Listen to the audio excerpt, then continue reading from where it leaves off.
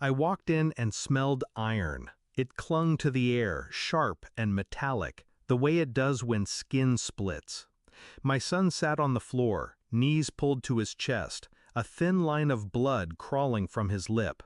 His eyes met mine for less than a second, then they dropped. My wife stood over him. He talked back about his real father, she said.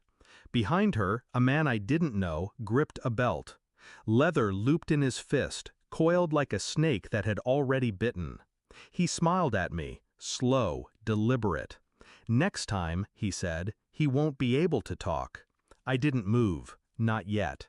I went to lift my boy. He flinched. My wife's brother stepped in front of the door, his weight filling the frame. He turned the lock. "You're not going anywhere." The sound of the bolt sliding home was almost gentle. I reached into my jacket. My wife saw. She screamed. I didn't say a word. Her scream wasn't fear for me, it was fear of me. I held my hand inside the jacket a beat longer than necessary. It wasn't a weapon she thought of, it was a truth she feared I might already have. Because I'd suspected, for weeks, the late nights, the strange calls answered in another room, the softness in her voice when she spoke to him, and the way she never once asked how my day was. But suspicion is a fragile thing. You don't accuse with it, you starve it, you watch it grow teeth. Now, here, with my son bleeding, the shape of it became clearer. Her lover wasn't a stranger, not really. He was the one she'd been speaking to when she said, "Don't worry, he'll never know." I'd thought she meant me. Now I wasn't sure if she'd meant my son. I played the role of a man who would talk later. That kept them calm. But that night I sat in the dark after they slept. I opened her phone. She'd changed the passcode. I didn't try to guess it. Guessing leaves marks. Instead, I called a friend at the phone company. 2 months of call logs, I said. Texts, too. By morning, I had the records. He called her every night after midnight. She called him during school pickup. The names were coded, saved under a woman's name. But numbers don't lie. I made copies, printed them, hid them. Then I called in another favor, DNA testing. 1 hair from my son's pillow, 1 from me. A quiet envelope sent to a quiet lab.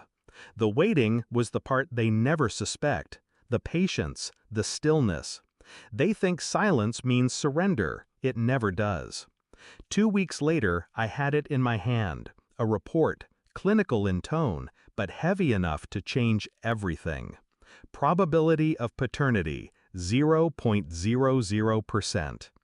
I didn't feel anger when I read it. Anger is noisy. I felt nothing. That night, I slid the envelope across the table during dinner. She didn't open it right away. She knew before she saw. Her hand shook. Her fork clinked against the plate.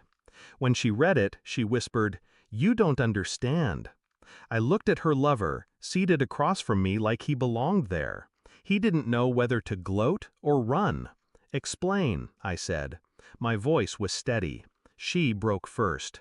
The story spilled. The affair, the decision to lie, the choice to keep me as the provider, him as the secret. The part she didn't say, but I heard, was that I had been convenient. The next day I invited her family over. They thought it was to talk. They thought this was still a negotiation. I waited until they'd all taken their seats. Her brother, her father, her lover. My son in the next room, door closed. I placed the DNA report in the center of the table. Slowly. No speech, no accusation. Her father read it first. His jaw locked. Her brother swore under his breath. The lover laughed, nervous, ugly, until he realized no one joined him. "This isn't," she started. I slid the stack of phone records on top of the report. Dates, times, durations. No one spoke. "I won't see you again," I said finally, to all of them, any of you. Then I walked past her lover. He flinched, as if I might touch him. I didn't. That would have been mercy. I took my son that night. Not because of blood or bruises, those heal, but because he deserved to grow up without a house built on lies. She called once. I let it ring. I moved us 2 towns over, a small apartment, quiet. He sleeps through the night now. Sometimes I think about the look on her face when she realized I hadn't lost control, that I had been in control the entire time, that the thing she feared in my jacket wasn't a weapon, it was knowledge. Knowledge is slower than violence, and it leaves deeper scars. I didn't take revenge. I handed her the mirror and let her drown in the reflection.